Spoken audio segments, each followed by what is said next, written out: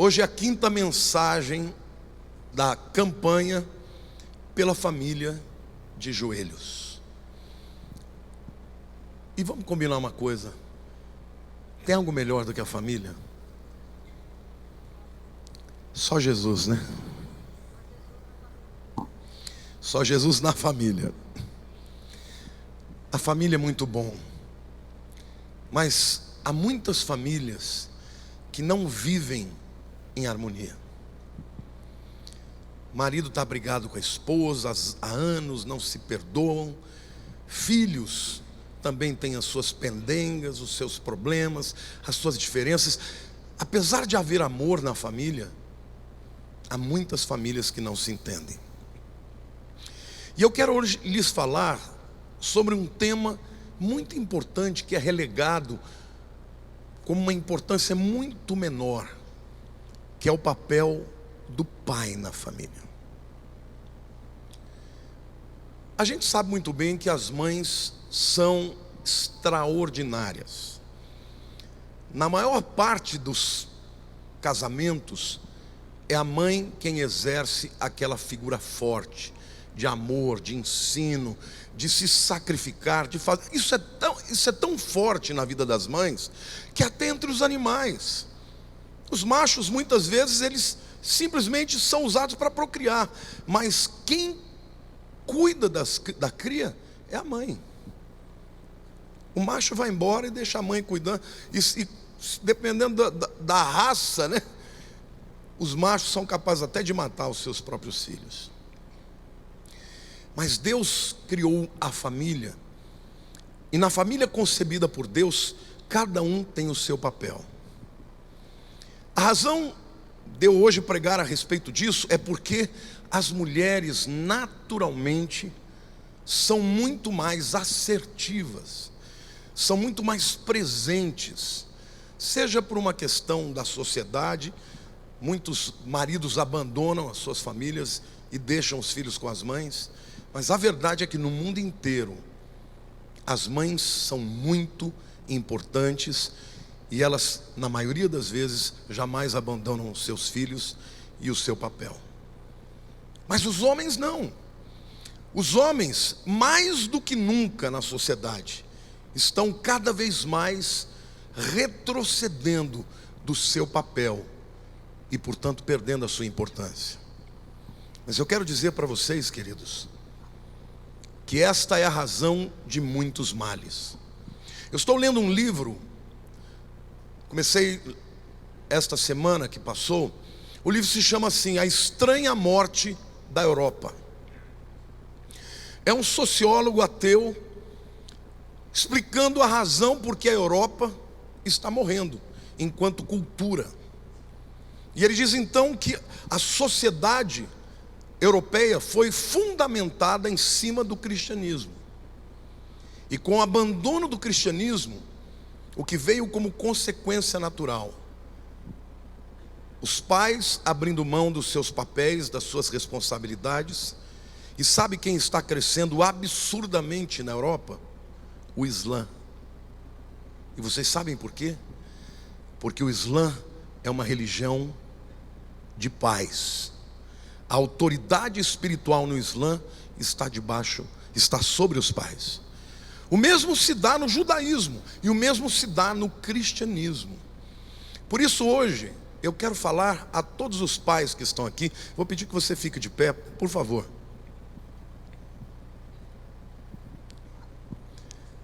Eu fico muito feliz quando eu vejo muitos pais assim, porque tem muitas igrejas que só tem mulheres.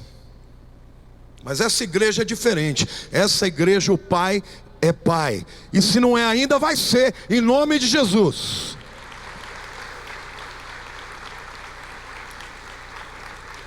Mas a palavra que eu vou pregar não é só para os pais, é para as mães, é para os filhos. Podem sentar, queridos. Porque nesta dinâmica, o papel de cada um é fundamental. Mas hoje a minha palavra é para você. E tem alguns aqui que ainda não tiveram o privilégio de ser pais. Deus ainda pode fazer esse milagre.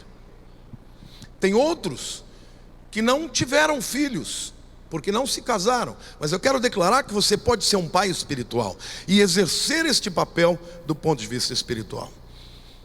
O papel de Deus para o homem, queridos, é o papel do sacerdote. Na palavra de Deus, o sacerdote da casa era o pai e não a mãe. E a razão disso é porque em volta do sacerdócio estava o ministério do ensino. E toda a minha palavra hoje, as digressões que eu vou fazer, os aprofundamentos, as reflexões, estão ligadas diretamente do papel do pai no ensino.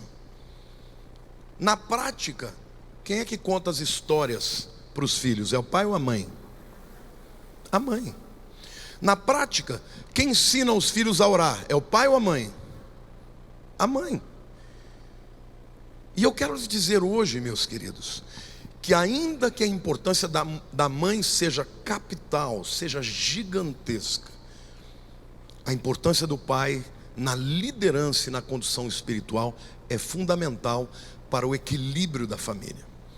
Amém? Olhe para a pessoa do teu lado e diga assim: essa palavra é para você hoje.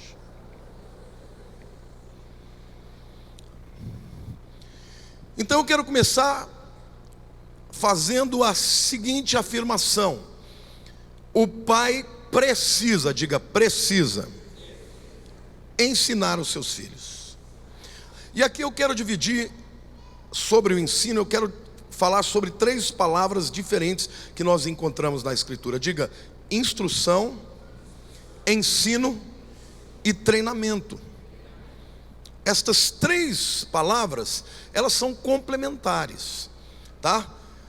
A primeira palavra é instrução, está lá em Provérbios 4, versos de 1 a 4. Ouvi, filhos, a instrução do pai. De quem? Estais atentos para conhecerdes o entendimento, porque vos dou boa doutrina. Não deixeis o meu ensino. A segunda palavra aqui. Quando eu era filho em companhia de meu pai, tenro e único diante de minha mãe, então ele me ensinava e me dizia: retenha o teu coração as minhas palavras, guarda os meus mandamentos e vive. Na Bíblia a palavra instrução significa o conteúdo do ensinamento. Então instruir literalmente é partilhar conhecimento. Você ensinar a Bíblia significa você ler um versículo para o seu filho, incentivá-lo a decorar. O conteúdo tem a ver com a instrução, tá? E a Bíblia deixa claro aqui a importância da instrução. A segunda palavra é a palavra ensino. Pastor, mas qual a diferença de instrução para o ensino? O ensino é o conteúdo praticizado. Você não ensina só de maneira formal, você ensina de maneira informal, por exemplos. E na palavra de Deus, esta palavra ensino que eu li aqui, né, quando diz: porque vos dou boa doutrina, não deixeis o meu ensino. Sabe qual é a palavra no hebraico? Torá. E muita gente pensa que Torá é lei. Não, Torá não é lei, Torá é ensinamento. Mas a Torá, ela não deve ser só conhecida intelectualmente, ela precisa ser conhecida experimentalmente. Agora, o que é interessante no texto de Provérbios 4, quem está escrevendo aqui é o rei Salomão. Quem foi o pai de Salomão? Davi. E olha o que ele diz: quando eu era filho, em companhia de meu pai. De quem que ele está falando? De Davi. Tenro e único diante de minha mãe. Então ele, o meu pai, me ensinava e me dizia: retenha o teu coração as minhas palavras, guarda os meus mandamentos e vive. Queridos, o rei Davi era um homem cheio de afazeres. Ele era rei de Israel.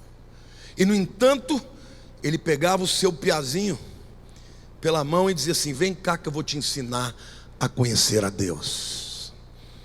Davi certamente reconheceu que em relação aos outros filhos, ele não foi um bom pai, ele não os ensinou direito. Mas com Salomão foi diferente. Salomão estava sempre perto dele e ele partilhava não só da instrução, do conteúdo da palavra, mas contava as experiências de vida. Certamente falava como ele venceu Golias, como Deus o livrou, partilhava da sua fé com Salomão. Então, pais, essa é a tua tarefa. Você quer que o seu filho seja crente? Vocês sabem que está provado que em famílias onde o pai não é cristão, os filhos, homens, não vão para a igreja. As filhas mulheres muitas vezes recebem a influência da mãe e vão, mas os filhos não vão, porque se não é importante para o meu pai, então não é importante para mim. Quantos aqui querem os seus filhos na casa do Senhor? Então ensine-os no caminho que devem andar. Assuma a tua posição. Às vezes o pai ele é mais fechado, ele é mais tímido. Não importa. Deus não está dando esta tarefa para o mais loquaz, para o mais verborrágico, para o mais falante. Ele está dando para o varão que ele escolheu para ser sacerdote na sua casa. E esse sacerdote é o homem da casa. Amém, igreja? Pode aplaudir.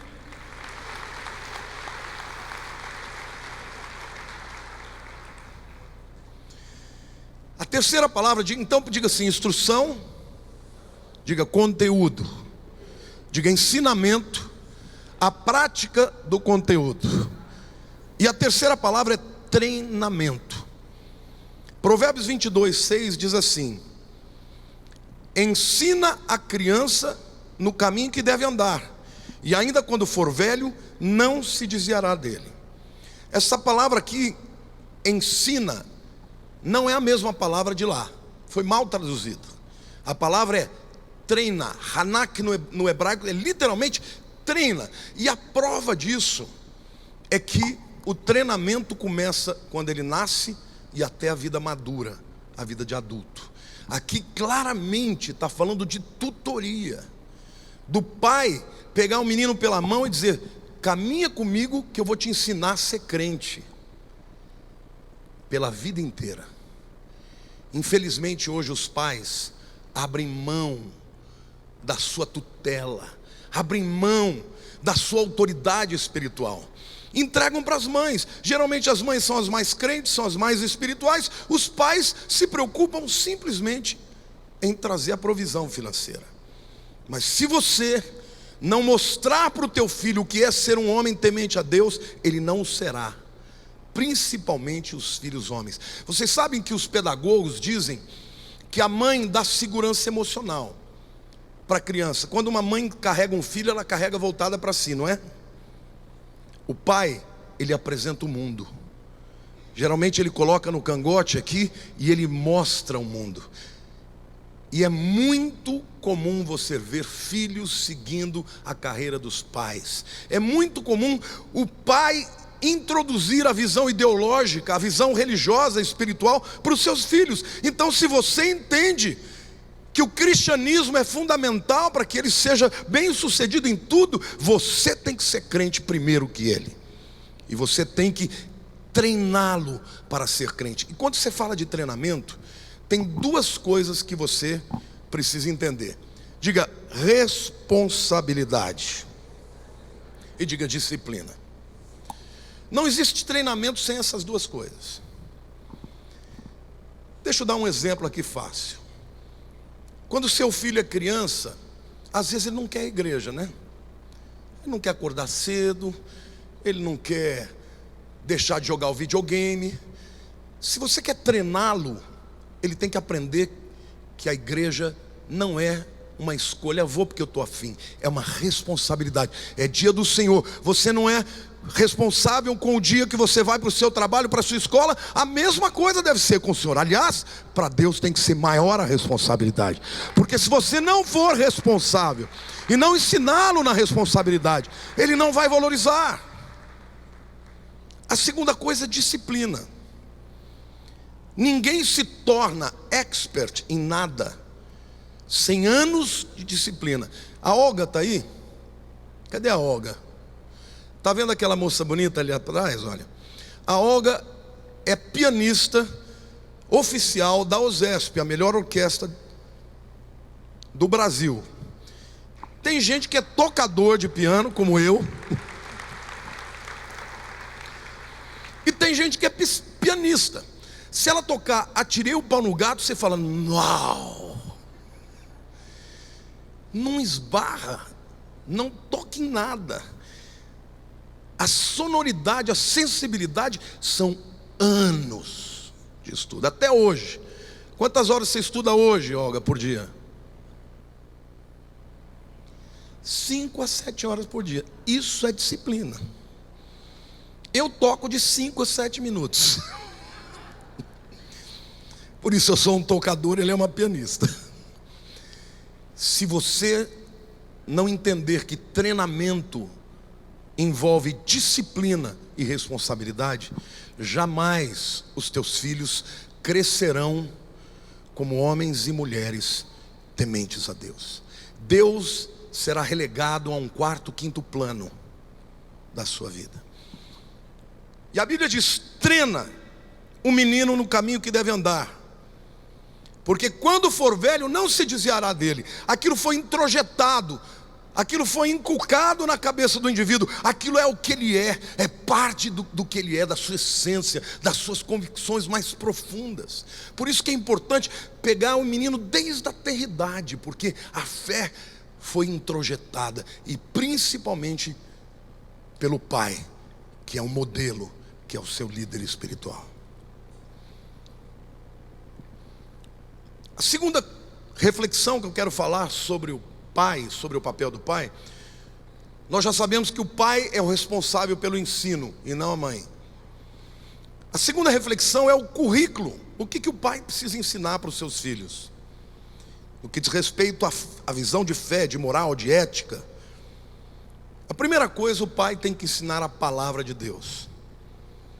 Provérbios 4:4, Salomão está lembrando de Davi ensinando a Torá para ele.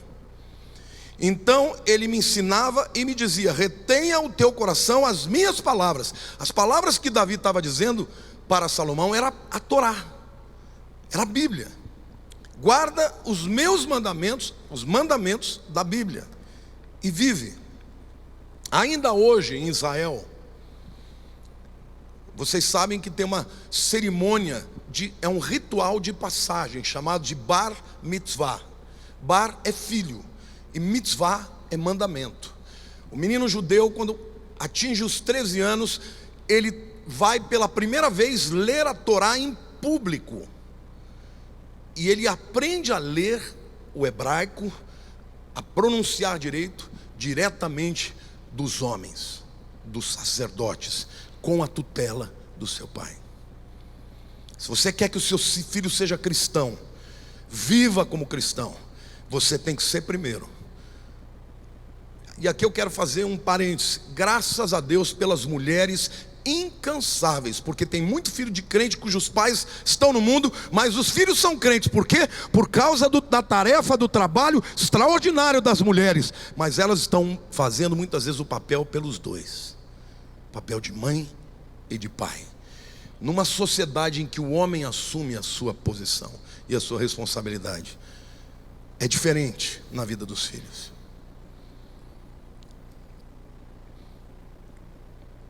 O pai, a segunda coisa que um pai deve ensinar para os seus filhos é serem trabalhadores. Provérbios 10:5 diz assim: o que ajunta no verão é filho sábio, mas o que dorme na cega, cega significa colheita, é filho que envergonha. Dentro dessa visão de trabalho, nesse versículo aqui a gente tem 3 áreas abordadas diferentemente. Diga, em primeiro lugar, preparação. Em segundo lugar, oportunidade. Em terceiro lugar, trabalho. Aqui o contexto, queridos, é o contexto da colheita. Israel era uma nação agrícola. Eles viviam da agricultura. Eles plantavam, eles criavam gado, criavam ovelhas, criavam cabras. Mas todas as festas eram festas em torno das colheitas. E lá não é que nem no Brasil que chove sempre.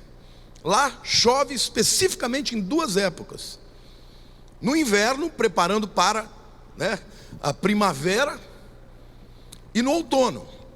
Então as colheitas acontecem sempre em torno de março e abril, e setembro e outubro. Ora, o texto está dizendo, começa dizendo o quê? O que ajunta no verão. Diga verão.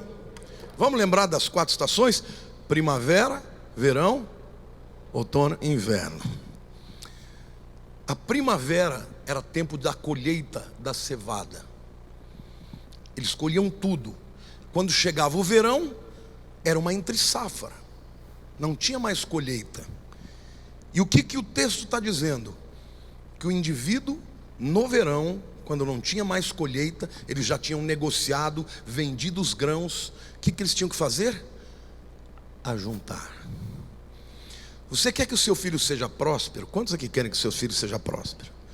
Você vai ter que ensiná-los a poupar, a guardar. O conceito de guardar, porque, querido, quem não guarda, não tem. A Bíblia compara a formiga e a cigarra. Diz que a cigarra fica só cantando, e a formiga trabalha muito, e amealha e armazena para quê? Para o tempo em que não terá colheita. Então, literalmente, neste período de entre safra, as pessoas estavam com dinheiro na mão, e alguns podiam gastar tudo que tinham. E a Bíblia diz que o pai tem que ensinar o filho a fazer uma poupança. Você ganhou o seu salário, não importa quanto ele seja, tire a primeira porção para Deus, que é dele, o dízimo. Separe uma parte para poupar.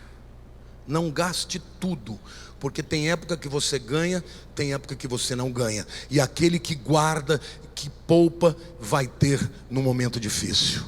É isso que a Bíblia está dizendo. O que ajunta no verão é filho sábio. Mas, que diz o resto? O que dorme na colheita é filho que envergonha. Na hora da colheita é hora de mais trabalho, irmãos. Por quê? Porque está lá, os grãos estão lá. Se não tiver alguém que colha, os grãos vão se perder. Então é hora de trabalho, porque primeiro você trabalha para colher. Depois que você colheu, você tem que ir negociar, vender o grão. Então é um tempo de muito trabalho. E eu quero dizer para você que antigamente, até na época dos meus pais, os homens eram os provedores das casas. Sim ou não? Mas de um tempo para cá, a mulherada está estudando mais do que os homens.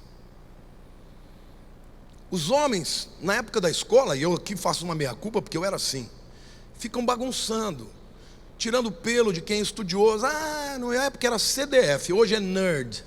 Tem algum nome mais up-to-date aí? Ou seja, as meninas estão ralando, estudando, se formando, fazendo pós-graduação, e aí começam a ocupar postos de liderança acima dos homens. E os homens, queridos, vou casar com uma menina inteligente, uma menina boa, que está ganhando dinheiro, e aí eu não preciso trabalhar muito. Folgado. Você não será uma pessoa assim, admirada pelos seus filhos. Eu não estou dizendo que Deus não dê oportunidade para a mulher dividir as lutas da provisão. Claro que dá. E eu não estou dizendo que não haja momentos em que o homem não consegue prover por circunstâncias. Mas, querido, se você passa a tua vida inteira sem ser o provedor, então o erro está em você. E se você quer ser um bom mestre para o seu filho, você tem que ensiná-lo a ser trabalhador. Porque, querido, não importa o que você faça, não importa o ramo da tua vida, se você for excelente no que faz, não faltará portas abertas para a tua vida. Glória a Deus.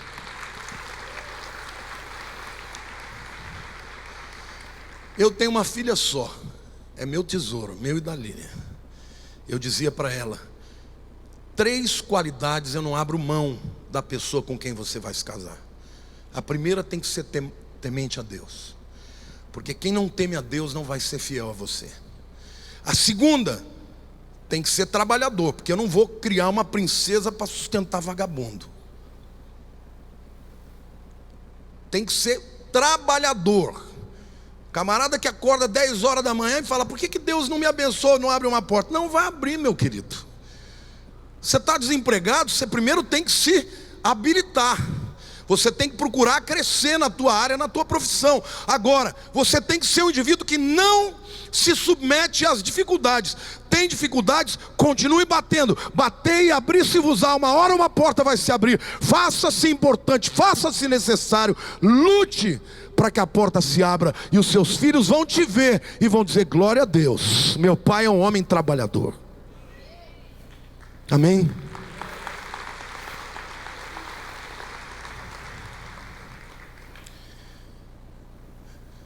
Preparação, oportunidade. A época da colheita era a época da oportunidade. O indivíduo ia pegar os grãos e tinha que sair para fazer negócios. Quantos aqui querem prosperar? Sabe qual é o grande problema dos crentes em relação à prosperidade? Crente acha que prosperidade é pecado. Pergunta para um judeu se ele acha que prosperidade é pecado. Prosperidade é resultado do seu trabalho. Querido, você pode não saber, mas na Bíblia, a visão de um homem próspero é um homem que prospera em todas as áreas. Na sua vida espiritual, na sua vida familiar e na sua vida profissional também. E Deus tem isso para você, varão. Não só para tua mulher. Deus quer que você seja próspero em tudo que você faz. Então busque oportunidades. Saiba. No inglês tem uma expressão que fala assim: seize the time. É literalmente: prenda o tempo. Não perca a oportunidade. Quando o cavalo passar arriado, pegue. Não espere o próximo que talvez não passe. Oportunidade é isso. Deus me deu um tempo de colheita. Eu tenho que pegar aquela colheita e ir atrás dos negócios que eu vou fazer. E a Bíblia diz aqui que o filho que trabalha na cega, ele honra, mas o que dorme no momento da colheita é filho que envergonha. E a terceira palavra dentro deste ensinamento é trabalho mesmo. Uma vez que terminava o processo da colheita, vinha o quê? O tempo de começar a trabalhar de novo. Arar o campo, tirar todas as ervas daninhas, plantar semente, e para isso você tinha que ter guardado o suficiente para passar o período da entre safra. Muito trabalho. Diga para a pessoa do teu lado: não existe prosperidade permanente se não houver trabalho.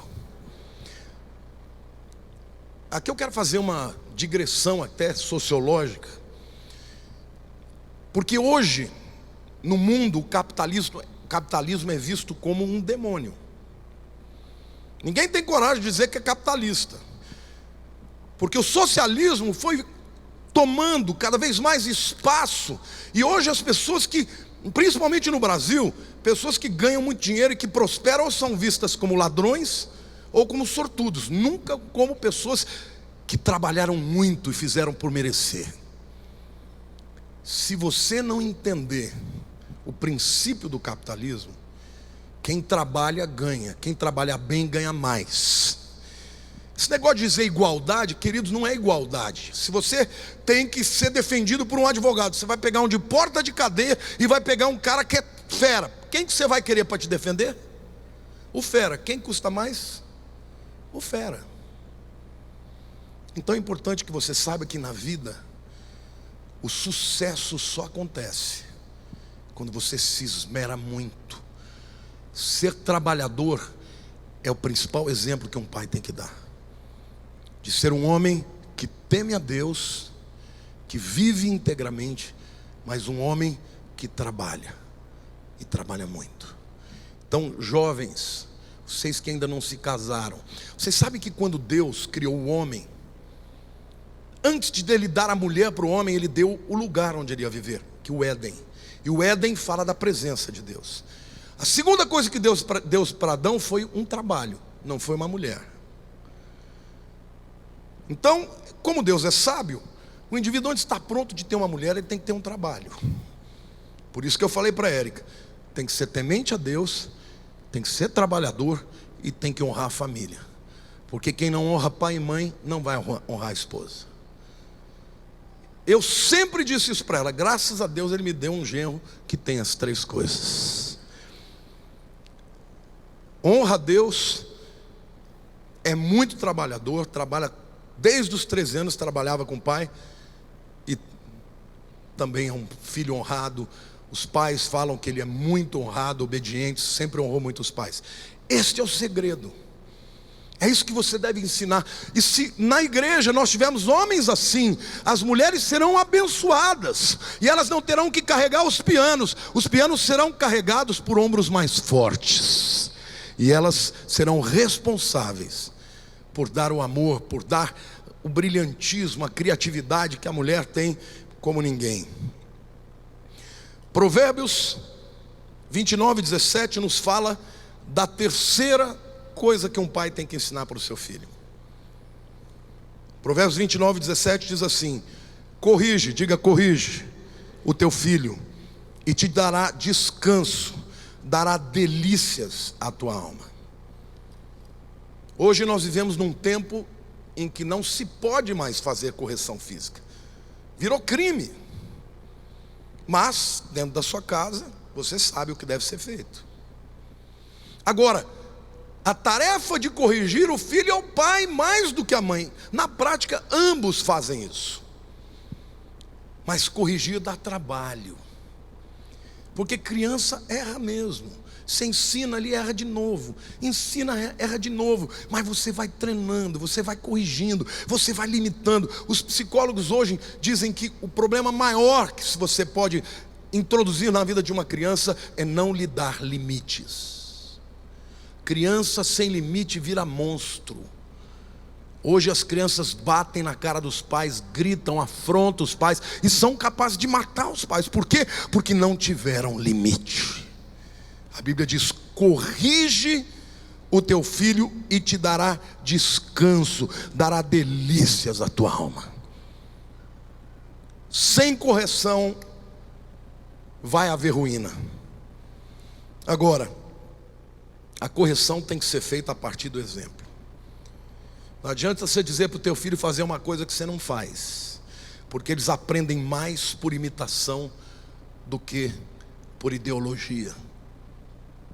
Não adianta você dizer para o seu filho fazer isso e você faz diferente. Provérbios 13:22 diz assim, e esse texto é muito interessante: o homem de bem, digo homem de bem, deixa herança aos filhos dos seus filhos, mas a riqueza do pecador é depositada para o justo. Esse versículo aqui, ele é tão rico, irmãos, porque ele tem princípios espirituais, mas tem princípios também ideológicos. Para que você entenda esses dois versos, ou esse verso com duas linhas, você precisa compreender uma coisa: a poesia hebraica, ela é feita sempre ou de paralelismo ou de contradições.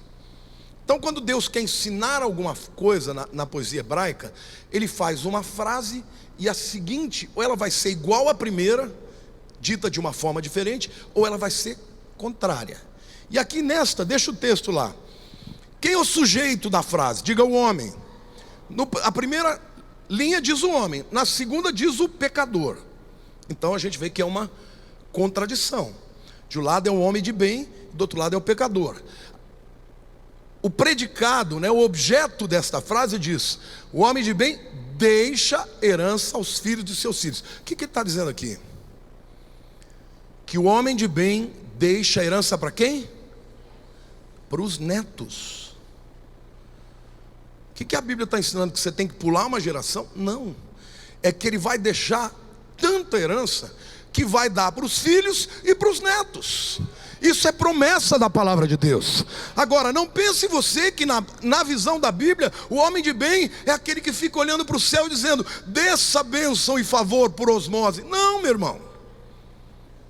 A igreja primitiva, principalmente a igreja de Tessalônica, elas estavam acreditando na volta de Jesus e as pessoas estavam parando de trabalhar.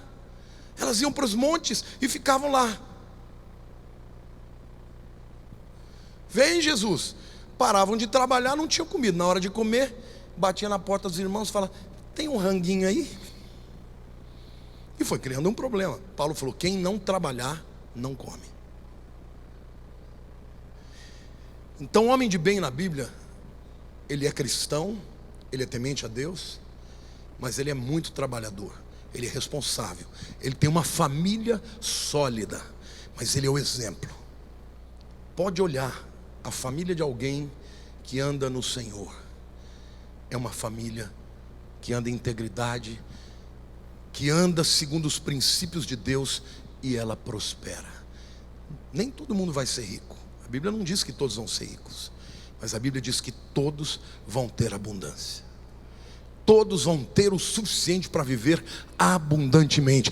Isso é uma somatória da graça e do favor de Deus para quem anda na palavra, somado a quê?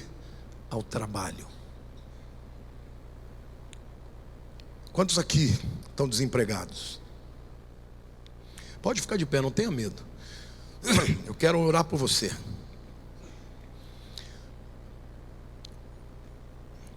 Quando a gente fica desempregado, a gente fica com uma sensação de vergonha. Não tenham isso. Aproveitem o tempo para se prepararem. Deus te deu inteligência, te deu saúde, capacidade. Se você andar na graça de Deus, Ele vai te mostrar qual é a área, qual é o teu assignment, qual que é a tua missão, qual é o teu chamado. E você encontrando o teu chamado, você vai prosperar. Não importa as dificuldades da nação. Amém? Pode se sentar. Aproveite este tempo para se preparar. Busque a Deus, ore ao Senhor. Pai, me mostra qual é a área. Porque uma pessoa enriquece, irmãos, quando ela fornece para o mercado aquilo que o mercado necessita. Se você quiser andar na correnteza, você vai ser mais um. Mas se você tiver algo para dar que ninguém tem, você será próspero. As pessoas virão até você para desejar e querer e comprar o que você tem para dar. O que está faltando nos homens desta geração, principalmente dessa geração, porque você pegar a idade do meu pai para cima, é tudo gente trabalhadora, tudo gente que, se tivesse sem prover na sua casa, ia se sentir o homem mais envergonhado do mundo. Hoje não, hoje os homens falam, glória a Deus, minha mulher tem um empregão, assim eu tenho mais tempo para orar. Tudo errado.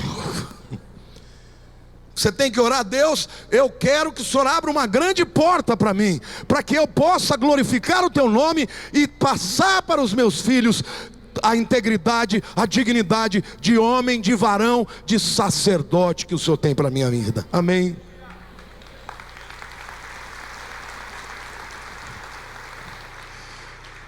E a terceira parte da minha palavra: quais são os resultados desse ensino? Quando o homem aceita a responsabilidade e a missão de ser o sacerdote na sua casa. Provérbios 15:20 diz que ele vai experimentar a alegria de ter um filho sábio. O filho sábio alegra o seu pai, mas o homem insensato despreza a sua mãe. Para que um filho se torne sábio, ele tem que ter sido instruído no conhecimento e na sabedoria. E conhecimento é literalmente você deter o conhecimento de algo, mas sabedoria é a aplicação daquele conhecimento. Como isso se aplica na minha vida do dia a dia? A gente sabe, pode saber versículos inteiros da palavra, mas quando chega na hora, por exemplo, de você ser atacado por uma pessoa que te cruza no trânsito, ou por alguém que diz uma palavra atravessada para você, todo homem que é homem tem vontade de ir na goela. Mas a Bíblia diz que o homem que controla a sua têmpera domina uma cidade. Durante anos da minha vida, irmãos, os meus testemunhos eram de quê? De que pessoa me fechou e eu fui atrás para bater. Eu podia saber muito da Bíblia, mas eu não era sábio.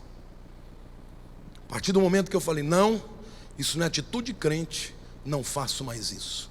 Continuo recebendo as fechadas, os xingamentos, os dedos que apresentam, né, a intenção de macular a vida da senhora minha mãe, que já está no céu.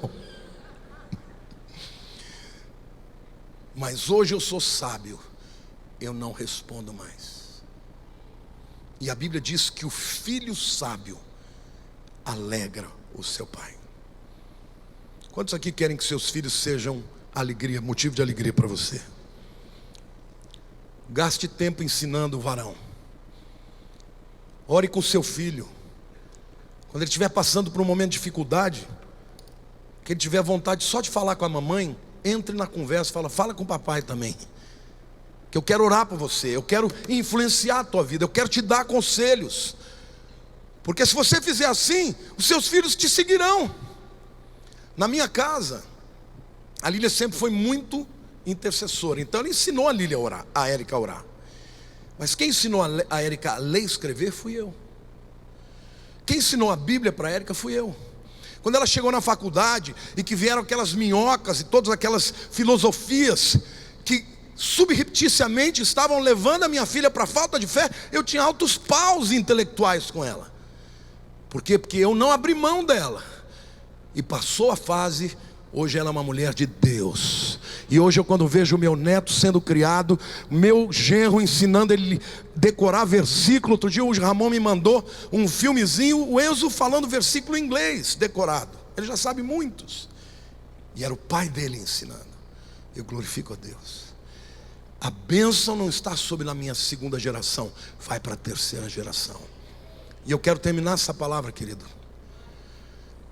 dizendo que uma das coisas mais maravilhosas do Evangelho é a graça de Deus. Mesmo que você, seja por falta de instrução, seja por pecado mesmo, seja por falta de influência positiva nessa direção, nunca tenha feito isso, você nunca tenha sido sacerdote da tua casa. Nunca é tarde para tomar uma decisão. Se você hoje disser assim: Deus, eu quero assumir a minha posição de sacerdote na minha família, Deus vai te abençoar e te dar a oportunidade de ser diferente e ter um resultado diferente na tua família. E eu termino falando para os vovôs. Vocês sabem que hoje a psicologia já entende o papel fundamental do avô. Porque o avô, ele dá para um neto o que um pai não pode dar. Porque um pai, ele tem que corrigir. Se ele não corrigir, o filho vai desviar. O avô não tem que corrigir nada, ele só tem que beijar, amar, abraçar e dizer como eu te amo. Essa é a razão porque o avô, quando ele fala para o neto, nunca vem com filtro de ressentimento. A Érica um dia disse assim para mim: pai, nossa, você é tão doce com Enzo, comigo você era duro. Eu dizia: eu sou doce com Enzo porque vocês estão fazendo um ótimo trabalho. Eu não preciso educá-lo. O meu ensinamento é por um outro viés. Então, meu querido, você que é vovô, saiba que avô não é só para tomar conta de criança quando o pai vai no cinema. Avô existe para marcar o coração do neto, para fazer com que ele se sinta amado tanto, que muitas vezes o ensinamento do avô vem como doce. E aquilo que para o pai é difícil fazer, para o vovô e para a vovó é maravilhoso, é fácil.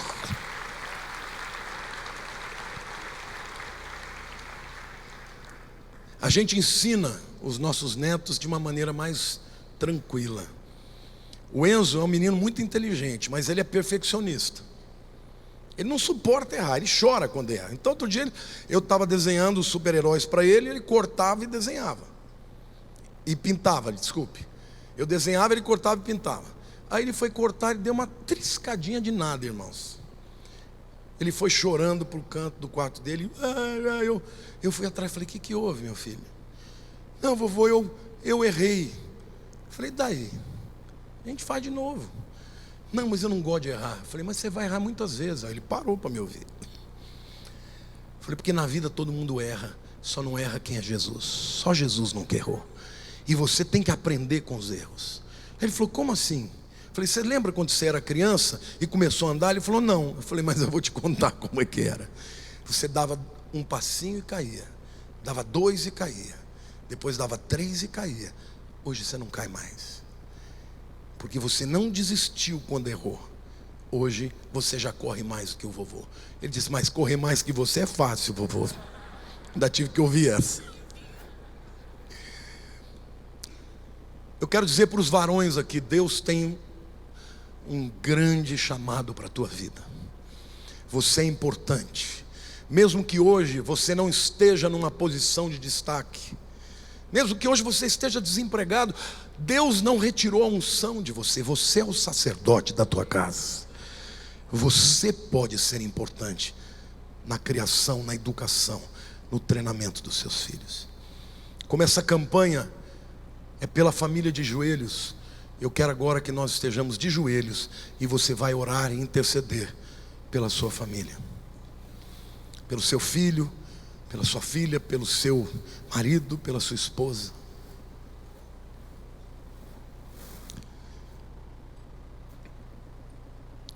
A pastora Lília vai levantar um clamor. Eu vou pedir para os intercessores que ficaram em jejum e que ungiram as pessoas, dividam-se por favor entre esses 2 lados do palco e estenda a mão para lá.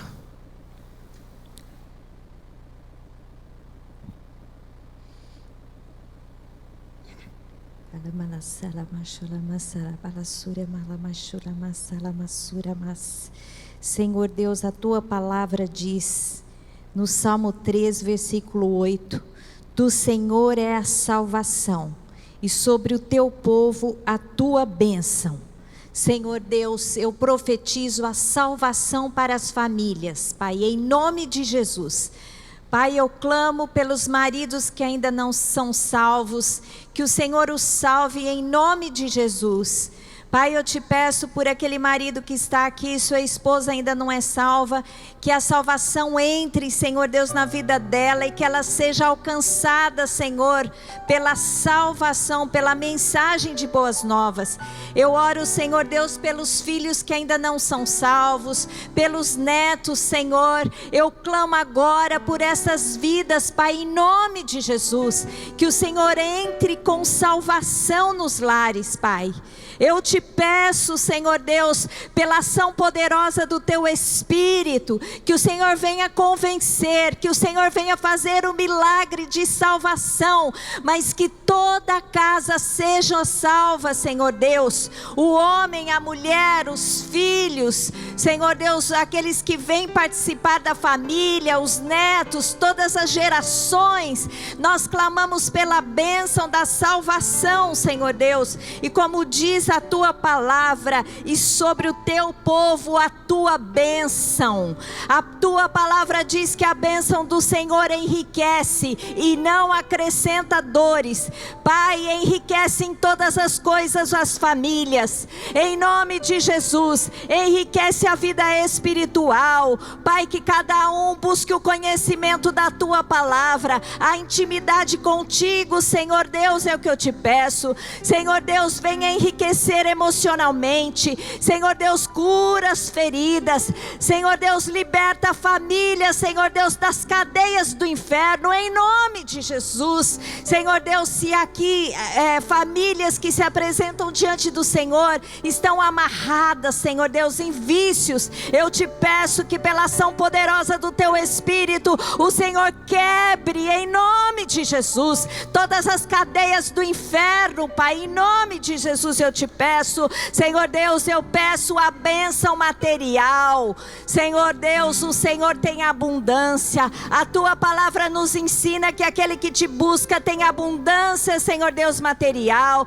que o pão de cada dia não falte, Senhor Deus, que a provisão dos céus, que o emprego, que a provisão, Senhor Deus, material não falte. Por isso aquele que está aqui, Senhor Deus, a família endividada, eu te peço que o Senhor dê uma salvação, que o Senhor abra uma porta, que o Senhor faça um milagre, Senhor Deus. Tira as famílias do endividamento, tira as famílias, Senhor Deus, da falta de oportunidade no trabalho. Pai, em nome de Jesus eu te peço que neste final de ano eles vivam o milagre do Senhor. Nós estamos clamando, Senhor Deus, todos os domingos de joelhos, Senhor Deus, porque nós esperamos a tua bênção. Como diz a tua palavra, sobre o teu povo está a tua bênção.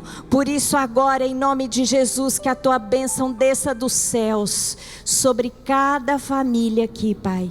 Cada família representada. Se tiver uma pessoa, Senhor Deus, mesmo de uma família numerosa, que a bênção desça agora, desça do céu, Senhor Deus, como uma chuva suave, para regar a terra, Senhor Deus, para produzir os frutos maravilhosos que nós temos no Senhor, em Cristo Jesus. Amém. Glória a Deus. Vamos aplaudir ao Senhor. Deus ama a sua família. Deus ama os seus filhos. Deus ama os seus netos. Ele quer fazer uma obra linda na sua história. Às vezes Satanás vem e destrói. Mas nunca se esqueça, Satanás não tem nenhuma comparação com Deus. Continue crendo, porque Deus vai reverter todas as coisas. Ele é poderoso. Creia e clame a Ele, e persevere no caminho da palavra, que Deus vai salvar a sua família. Paulo disse para aquele carcereiro: crê no Senhor Jesus, e tu e toda a tua casa serão salvos. Deus sabe que se você tiver salvo sem o teu filho ser salvo, você não vai estar feliz. Então, quando você ensina o filho no caminho que deve andar. Eu vim de uma família onde a minha mãe foi o esteio. Meu pai nem cristão era. Todos os meus irmãos e eu mesmo saímos da igreja. Mas a minha mãe continuou orando. E todos voltaram para Jesus. Agora eu tenho certeza que se meu pai tivesse sido um homem convertido, nós não teríamos nos desviado. Então você, mulher que está aí talvez triste, porque isso que eu preguei ainda não é realidade do seu marido. O Deus que você serve é eterno. A Bíblia diz que Ele conhece o fim no começo. Ele sabe a data e a hora da conversão do teu marido, dos seus filhos, porque eles são do Senhor. Na hora que você faz uma aliança com Deus, Ele faz com toda a tua família.